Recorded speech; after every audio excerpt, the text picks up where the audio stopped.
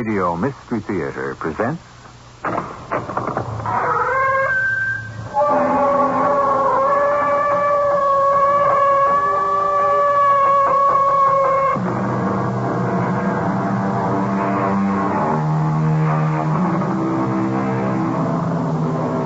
Come in.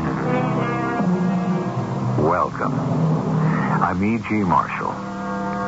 To some men, challenge is a way of life. They can't exist without it. It can be a simple macho thing. The need to prove themselves at least better, if not best. It can be a drive to smother inadequacy or to conquer fear. Or in rare instances, it can be a duel to the death. A matter of evening up the score. This is the story of such a man and his adversary, the great white shark, and of the revenge which Gunner Trent finally exacted against his enemy. He's no good sailing, boss. What, Jimmy? The woman's on ship is bad medicine. No bring luck. You might be right about this one. I have read message in sand. Then I have dreamed through the Kunabiti. I see written death. Death? For who? For one aboard this boat.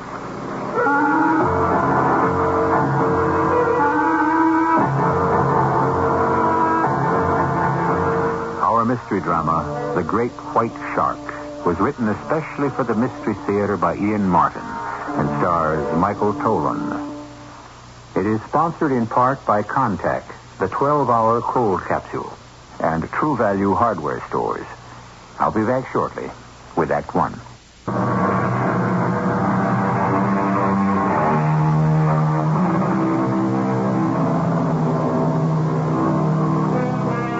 She's a 50-foot twin-diesel river witch, the sport fisherman's dream. This is the boat you can't buy. You have to pass judgment of the brothers who build her first. This hull is called the Fair Dinkum, and she is moored in Sydney Harbor. She is owned and operated by a bloke named Gunner Trent, who is coiling a line as a huge, powerful man in his 50s hails him from the dock. Ahoy, the Fair Dinkum. You her captain? She's my boat, yes. Are you Gunner Trent? That's the label. What's yours? J.H. Burden. I'm looking for a charter. How many? Just me and the wife. What's your game? The big ones? Marlin. I don't want any sardines. I'm rated over 1,000 pounds. That takes a little finding. I got the time. And the money. $300 a day in expenses. Money's no object to J.H. Burden, but can you guarantee me my fish?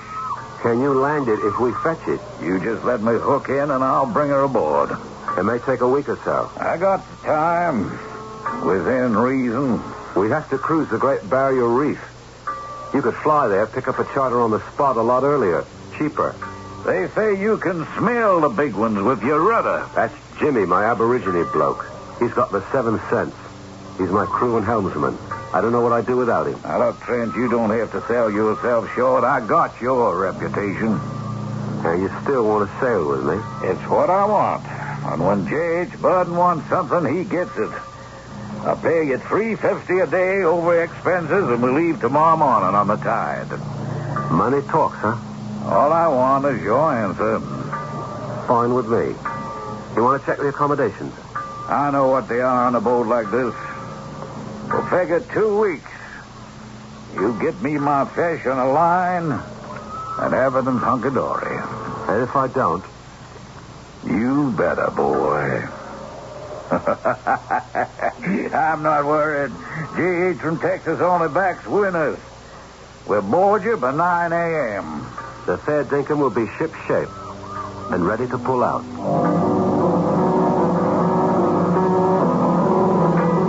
I didn't like Mr. J.H. Burden from the start. He was a blowhard and a bully. But we've been laying up for 13 days since the last charter, and we could use the do-re-mi. Besides, I had my own private vendetta to attend to. And maybe, just maybe, a run up to the barrier might dig him up for me.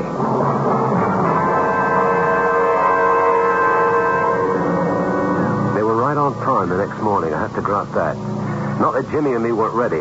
We always are. What I wasn't ready for was Mr. J.H. Burden's lady. She was a breath taker, and less than half his age. I had a sudden feeling I never should have taken this charter. I could see a rough go ahead. Morning, Gunner.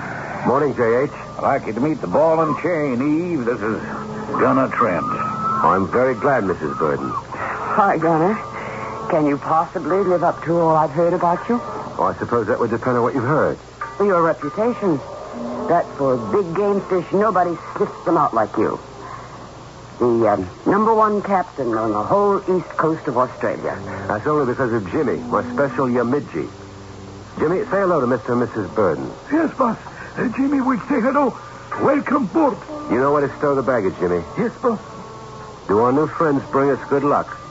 We will have empty days, but big fish run free. By and by, we cross their path, Maruka. That's a good omen. For you see, Jimmy is a clever man. How is that? Among the Aborigines, there are men of high degree who are psychic. Jimmy is one of those. Before this voyage is over, I'm sure you'll recognize his value.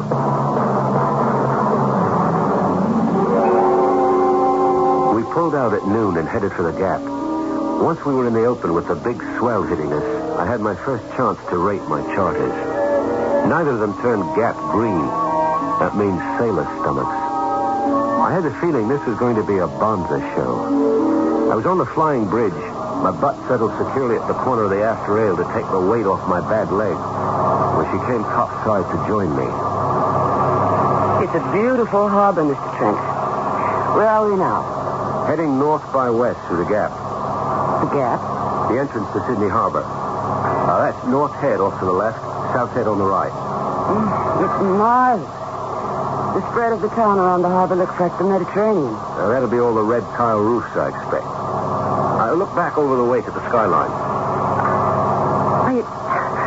It looks almost like New York. So people say. You haven't ever been to New York? Oh, yes, right. In another incarnation, you might say. What does that mean? Oh, I shouldn't have said it. Forget I did. Did I say something out of turn? No, I did. We'll button it up at that. Maybe I'm intruding up here. No, it's your charter. Not mine, Jay's. Matter of fact, he sent me up to ask how soon we can break out some line. Well, not till we're through the Gap. Then we'll ease up off DY and bait the outriggers to pick up some tuna. Well, he'll want to be in on that. Why? Anytime there's game fish. Oh, but this is not like American tuna. These are little chaps, 20, 30 pounds. We pick them up for chum is all. Chum? A bait, Mrs. Burden. I see. Look, can't we make it Eve? I mean, shipmates, after all. How would that sit with J.H.? Would you care? He pays the freight. Isn't that the truth? Well, supposing I don't care, I'd like you to call me Eve. Right. Eve it is. Oh, yes, Jimmy, what is it? Excuse me, boss. Massa asked for his visit. The master's voice. Excuse me, Gunner. I've learned when he whistles, I'd better come to heel. Thanks for the travelogue. Boss, this no good sailing. What, Jimmy? Woman's on ship is bad medicine. Go bring back. You might be right about this one, Jimmy. Jim read message in sand. Then he dream through the Kunapipi. And he see written death.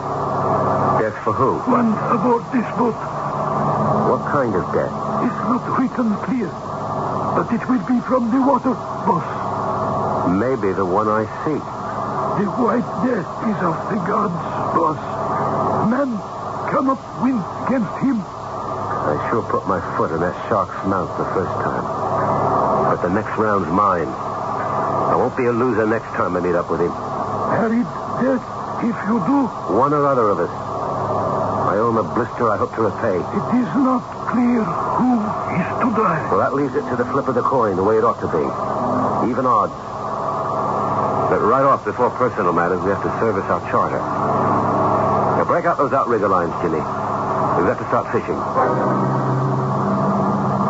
Time was I'd have set the automatic and helped gear up with Jimmy. But since the accident, I can't move that spry, except in the water. Funny how little difference it makes there. and how much it hobbles me on land. But that's beside the point. Off DY, we trolled and picked us up a few tuna, enough to fill the bait box. We headed north for the Great Barrier Reef, and trouble showed up. Well, Mr. Charter Captain, 2 days out. Where the devil are the fish? I told you if you were in a hurry to fly north and get a charter. I have the charter I want. I just want the fish. Well, I have no magic magnets. I can't draw them. We have to go where they are.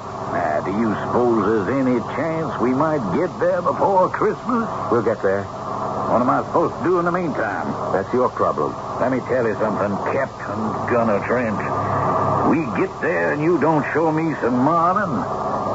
That's your problem. Jay, that's not fair. You stay out of this, Eve.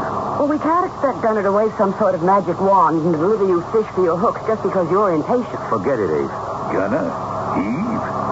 It's grown into quite a cozy little group, hasn't it? I asked Gunner to call me Eve. It's ridiculous to be any more formal. I don't much care what he calls you by name.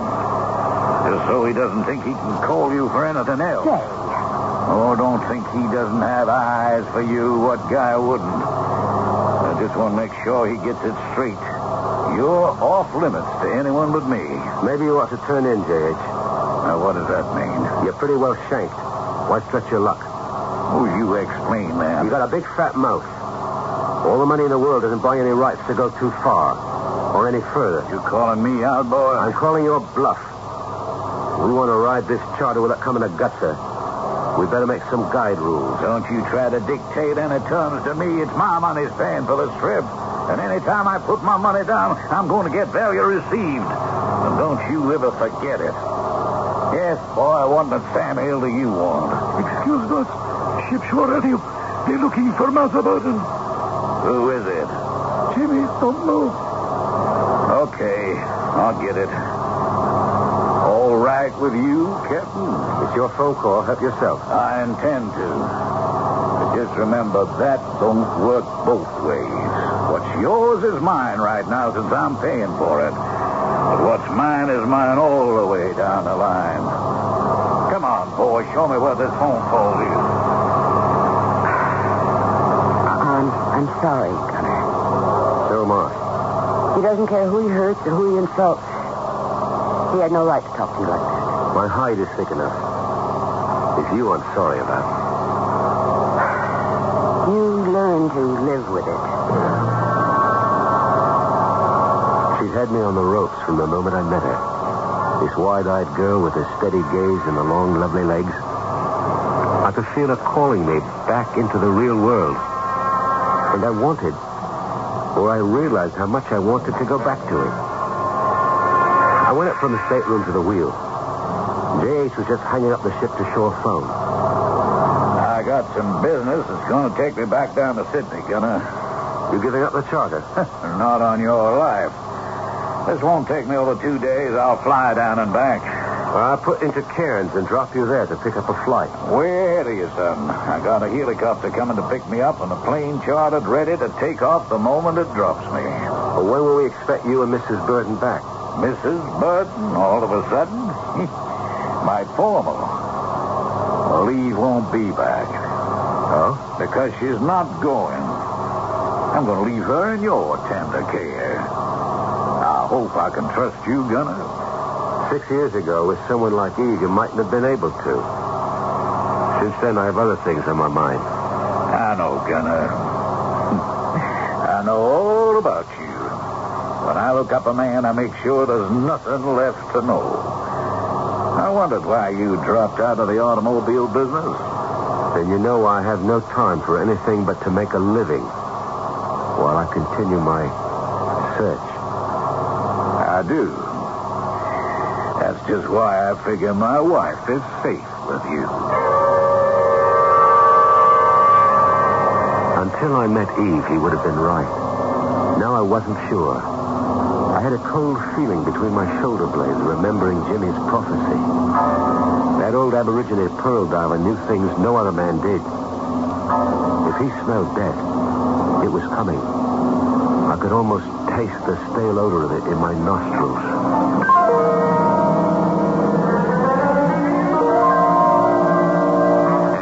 assorted quartets.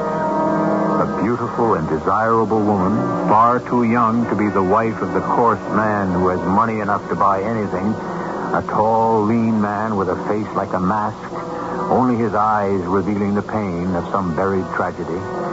A wrinkled, dark brown aborigine with eyes as bright as buttons, bristling with intelligence and a knowledge beyond the normal. And the uninvited guest, death. I'll continue the story of this charter when I return with Act 2.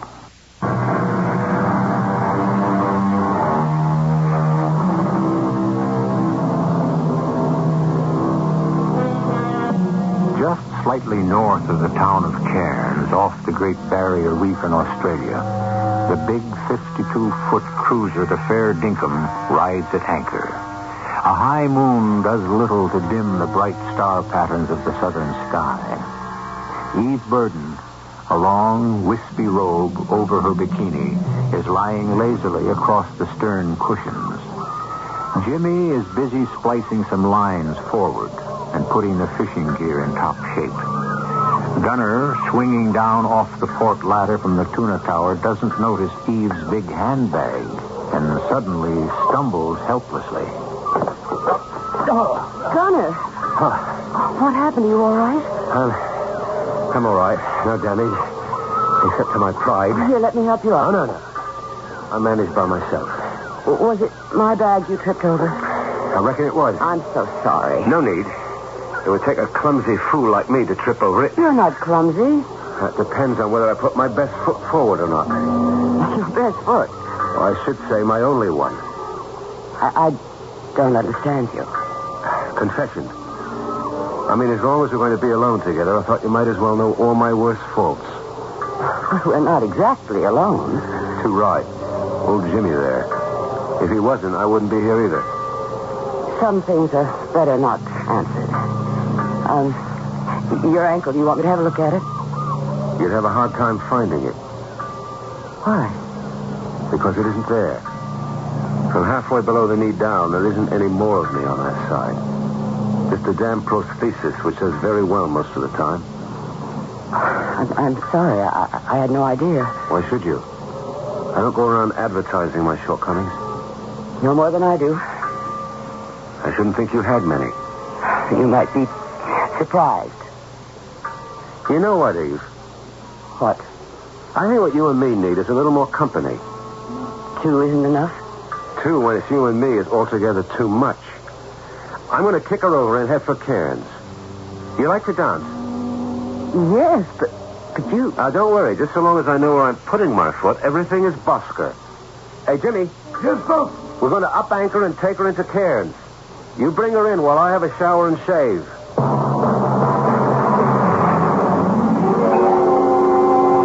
Where are we heading, Jimmy? Cairns, Missy. How long till we get there? Oh, by. Maybe 1/2 hour. You've known Gunner Trent a long time? Much time. 8, 9 years. How did you meet him? In Nomea, New Hebrides. I was pearl diver. Gunner was looking for pearls? Oh, no, he come sail, look for the big fish. But also he dive with tank and round window over his. Scuba diving? Right. I find giant clam. Get careless. Clam close on my leg. You mean you were caught underwater by a giant clam? Yeah, shell close. No breathing left. Then come boss. He take knife, cut so shell open, and Jimmy can go to surface and breathe again. He saved your life. Jimmy life belong all same to boss. How did he lose his foot? That he is taken by the White Death. The White Death? The great white shark. How? Was he trying to catch him? Not catch, Missy. Mark. Mark? You must ask boss about that. You must ask boss about that and other things. Jimmy talk too much. I don't know how long it was since I've been in right togs. The tie was tight across my throat. We went to the club, and she was the toast of the evening right on. And we danced. Even with the lame foot, I didn't make out too bad. It was a great evening. Later, after Jimmy had fetched us out by tender to the Fair Dinkum, we sat together in the stern having a brandy. Well, Gunner, Well, Eve, where do we go from here? nowhere? Are you afraid of him? J.H. Who else? No. Then what is it you're afraid of? Me first. Maybe last and always. How? Hasn't Jimmy told you about me? In his own way. I don't know all of it. You want to? More than anything I can think of in my life. All right. You asked for it. I was 25 years old and golden boy. Everything I touched came up gleaming. I cornered the market here in domestically produced automobiles and was off to my first billion. But I also had some conscience. And I felt I had to plow back some of the luck I'd had. So I used to do some jobs for the CSRIO. What's the CSRIO? Oh, Lord knows. Some government alphabet soup. Commonwealth search and I don't know. All I know is my job was sharks. Sharks? Marking them, do you see? No, I don't. They're a big problem for Australia. You can't swim on any protected beaches without a shark net. Can't go up beyond the surf without a sharp eye. So we try to control them, follow their migrations, keep the number down. We can watch them and use them commercially. But mostly we like to mark the killers. Now, what do you mean, mark them? Go oversized with a marker and pin it to the dorsal fin. Sometimes even with a beeper if he's a real predator. You did that? Why not? Well, wasn't it dangerous? Oh, not so much. Hammerheads, wobegongs are very friendly. You gotta look out for the gray nurses and the tigers. But even they're fair enough dinkum if they're used to you. My mistake was to tangle with a great white. He sounds enormous, was he? Not all that much. They can go to 40 feet. My boy wouldn't have been more than 24, 25. And you actually swam close enough to him to put a marker on his dorsal fin? That's the size of it. I didn't think he'd mind. He was friendly enough until I split away. And then... And then? He turned on me and took my foot away. Why? That's a question I'll be asking him when I finally catch up with him. And taking it out on him in revenge. Well, what could you do to a fish in his own element? Well, first off, your shark is not a fish. He's a mammal, just like you and me. And second, plenty. With my scuba tanks, given I could meet him in a reasonably confined space, I could gouge his eyes out with my thumbs. Cripple him as he did me. And then I could take my time to destroy him with a knife. And what would that prove? It would be my revenge. For what? When the shark injured you, he was only protecting himself. What would his death accomplish for you? Some justification for the way he lamed me. Or you lamed yourself. What? Oh, come on, Gunner. When you go up against an animal with whom you have no communication, can you blame it for acting on instinct or for the consequences to you? I don't know if I understand you. Then let me make it perfectly clear. I don't like to see the best man I've ever met in my life downing himself or turning out to have feet of clay. 1 foot. Just one. And it isn't even clay. So you lost a foot. That's the end of life? It doesn't give you all that much trouble that I can see. You can still do a man's work. Better than most men. If you were like some, you'd really have something to cry about. Like who, for example? Like Chris. Who's Chris? My brother. Or what's left of him. What happened to him? Skiing accident. He broke his back. He'll never walk again. Or use his arms. He's stuck in a wheelchair for the rest of his life. Helpless as a baby. Oh, Eve. But he doesn't go around wanting to blow up the slope he took the spill on. He doesn't want to gouge out the eyes of the beginner he had to dodge on a downhill run who was lying right in his path. I don't know how he has the guts to do it. But he's taken what life threw at him, and he still grits his teeth and faces up to make the best of what's left to him. All right, Eve. What's the difference in your life, what I do? I want to save you from yourself. But more than anything in the world, I want you. For once in my life, I want to know what it is to be loved by a real man. Remember, I'm just a hired hand. You're a married lady whose husband foots the bills. I'm not likely to forget it. But I didn't do it for anything I could get out of it. I did it for Chris. It costs a fortune to keep him living, and J.H. Burden's the only man who was able to pay for it. That's why I sold myself. And it was worth it. You're some kind of lady. Oh, God.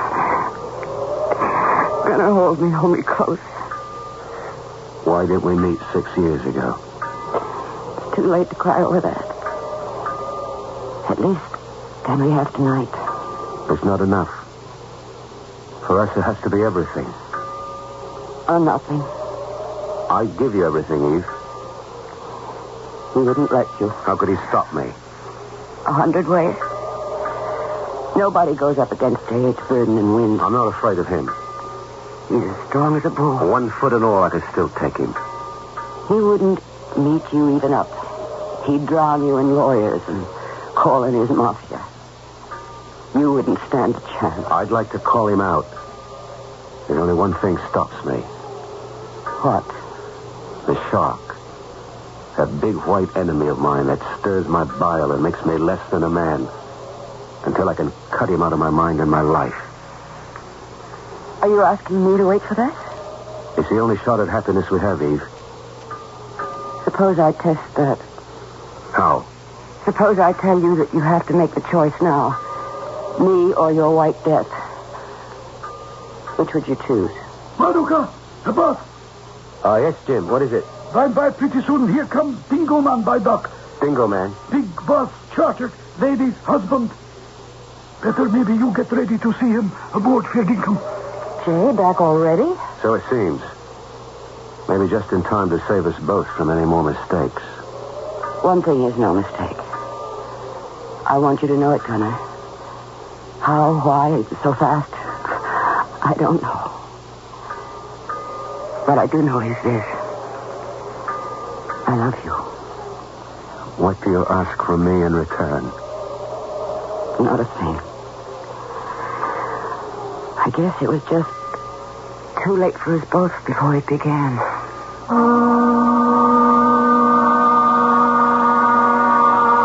But the obverse side of the coin is that many ends are only beginnings. Aboard the Fair Dinkum, once again, are 3 people, each of whom, in his own way, is a time bomb, and a mystical psychic aborigine who has predicted death on this voyage. But whose death? A human being or the great white shark who haunts Gunner's dreams? I shall return shortly with Act 3.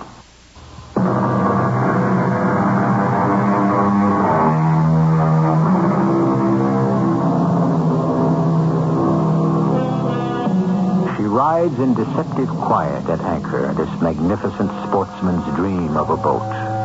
And all is quiet aboard. The calm before the storm. Only J.H. Burden sleeps noisily but deeply, lulled by his usual quart of spirits. In her bunk beside him, Eve lies with open, dead eyes, chained to her servitude. In his bunk forward, Gunner Trent is tortured by deep feelings and emotions he thought he had long ago left behind. And cross-legged on the prow deck, Jimmy, the clever man, the psychic, rocks in a private agony as he tries to part the curtain of the future. Then at long last, the sun is risen, and they are underway toward the barrier reef. You want coffee, boss? I could use it, Chug. Thanks, mate. Anyone stirring below decks? Not yet, boss. By now we should give up charter, go back, our place, home. You still getting bad vibes? What? I mean, the spirits tell you bad things. One bad thing What? is not written clear. Tell me what you see, Jimmy. Here is stars. 5 places at point. Jimmy, boss, woman, charterman. What's the 5th point? The white dead. So, what do you read in these signs, Jimmy? One died. Only one. Which? It is not said. What happens to the others? The spirits say that depend who die. Not good omen. Better we turn back. I don't think we could, even if we wanted to. We're all charted on collision course. Everyone riding his own private route to disaster. We might as well play the game out. Man cannot fight the Great Spirit. He say who die. No way make change. Okay, whatever you say, Jimmy. Just the same, I still think I can take care of myself with everything. Except... White dead. Too right. That's between the shark and me. If I ever track him down. It was well on into the day before either of our charter friends stirred up. And then it was J.H. Burden, still drunk with a head to match, dragging himself up to the shark tower to sit by me. How's the Australian lover this morning?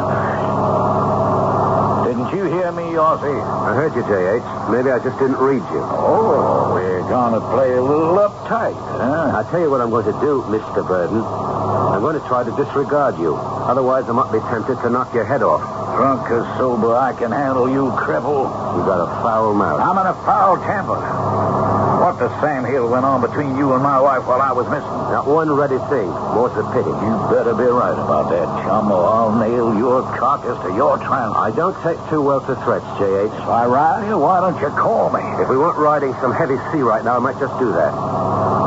Then again, I might just turn around and head back into port. You will shout on me, boy, and I'll sue you for breach of contract till this boat of yours rots wide on the beach. I'll take you to get your marlin, and once you've landed him, maybe I'll take your measure for once and all. I might just look forward to that. I'm going below to fetch my own gear. When I fish, I want to be sure I can trust everything I handle. It helps sometimes to trust the crew behind you. I don't need you or your boy except the gaff and lander. I'll pull them in. Just you find them for me so I can hook them. I was mad enough to chew nails. But I didn't want to have a showdown with J.H. yet. That would wait until after the charter, and he paid me. And besides, I did have a bit of a guilty conscience. The way I felt about Eve.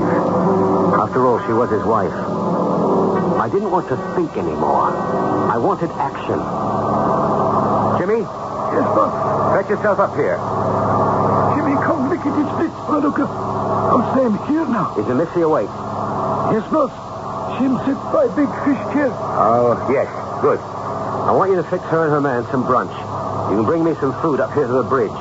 Then I want you to fit out 5 lines. 2 for stern trolling, both outriggers, and the heavy duty for the chair. Yes, boss. All right, hop to it. Better we not fish. Better we turn back. If I don't get him a marlin, we're out one charter, Jimmy. I want my money. Better be right, man. And which one? What are you reading now, Jimmy?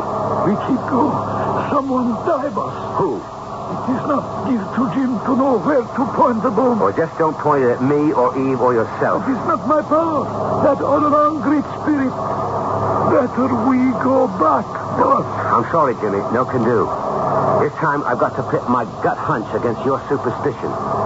Something tells me to go on and take my chances. Now you go fix some food.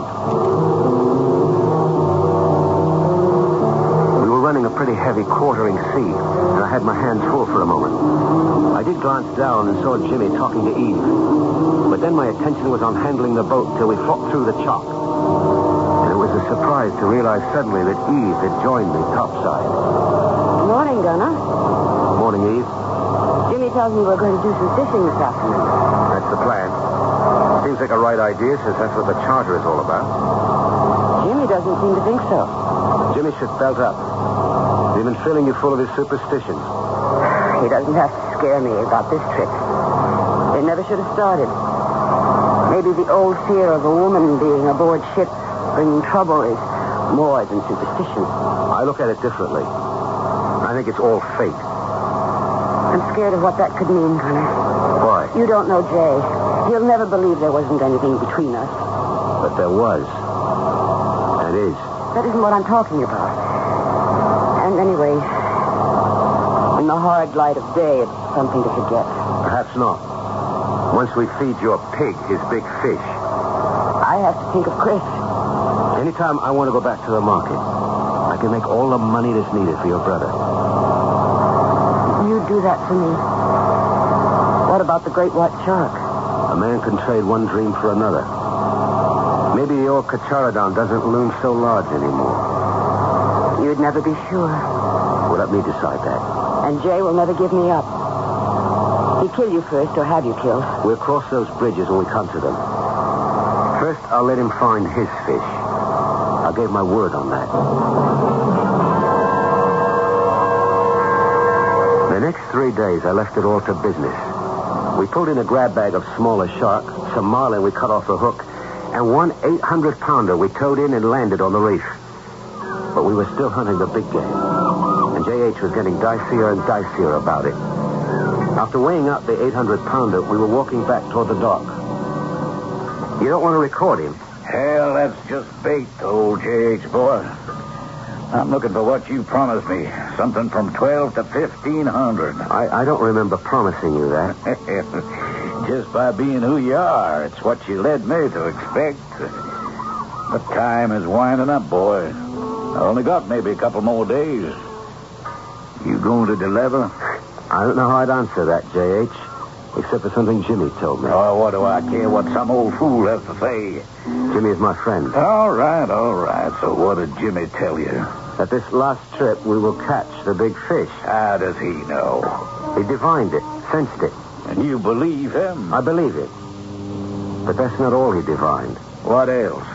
With the fish comes death. For whom? He doesn't know. You want to risk it. Dumb superstition by an old man? You gotta be kidding. Come on, Gunner, we got lots to do. First we catch my fish. Then we settle some scores. We put out to sea again, but it looked as if we were in a run of bad luck. J.H. was drinking again, and just about to throw a willy, when on the second day, we made the strike. It came on the main line out of the chair, and it hit like a ton of bricks, bucketing off to nowhere at the speed of an express train. Man, oh man, maybe you didn't con me after all, boy. I've hit the big one. Let him run before you take the strain on that line. Don't tell me how to fish. Now, hard a port, Jimmy. Don't let him foul the stays. He's looping back. Can you handle him? Don't you worry about me. Just don't let him get under the boat and carry away my line. Watch him, Jimmy. I see, Bob. Jimmy, don't let him foul. What is it, Gunner? The big marlin. It looks as if... It can't be. What? Give me a hand, quick. I gotta get into my tanks and scuba gear. What for? Don't ask questions. Just help me.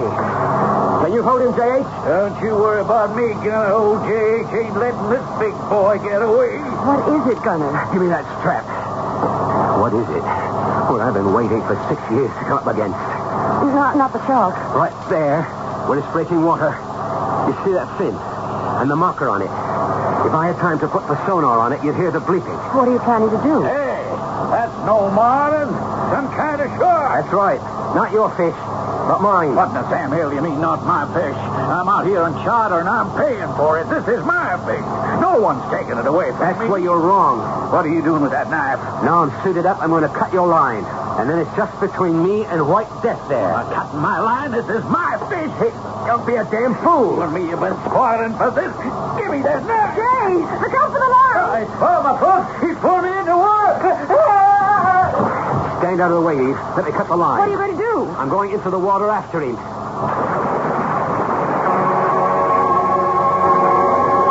I went down into the water, the end of the cut line in my hand. The tension was suddenly gone, which meant the shark was circling, striking back at J.H., trapped by the line coiled around his ankle. That's when we came, face to face. The shark, all 24 feet of him, sliding by, the bloody hook fixed firmly in his jaw, my red marker clamped to his fin. The enemy I'd stalked for 6 years. Was he within my reach to rip out his vitals and exact my revenge? Or did something hold me back? Some feeling of territorial imperative. That these were his waters and I was the invader. That he was wronged and I the wronger. I don't know. I only know that my chance was gone. And it was up to me to decide if this was the end of the hunt or if a new one should begin.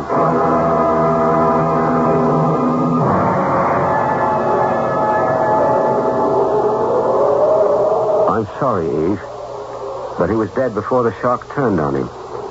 I wish I could say I'm sorry.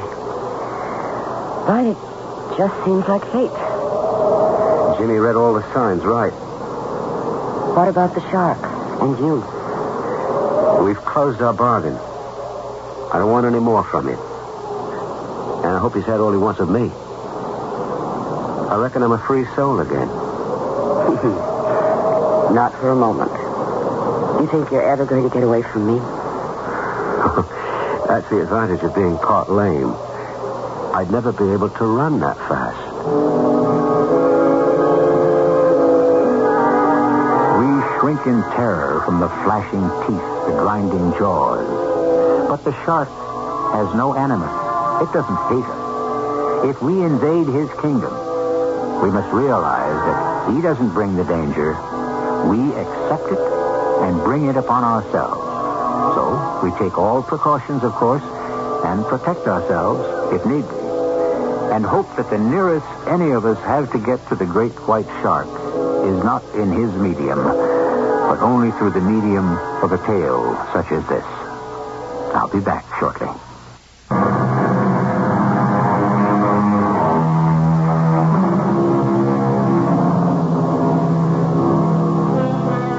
It was Francis Bacon, the famous philosopher, who said, "Revenge is a kind of wild justice, which the more man's nature runs to, the more the law ought to weed it out. Certainly it is a bitter settlement if exacted, and twists the man who does."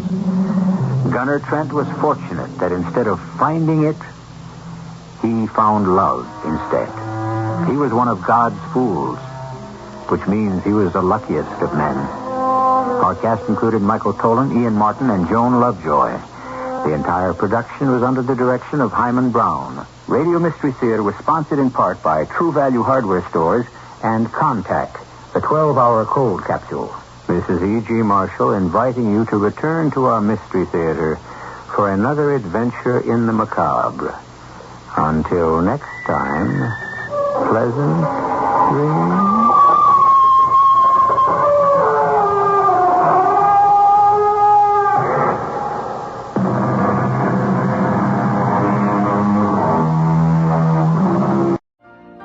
You've been listening to the OTR Gold Network. Find more classic radio at otrgold.com.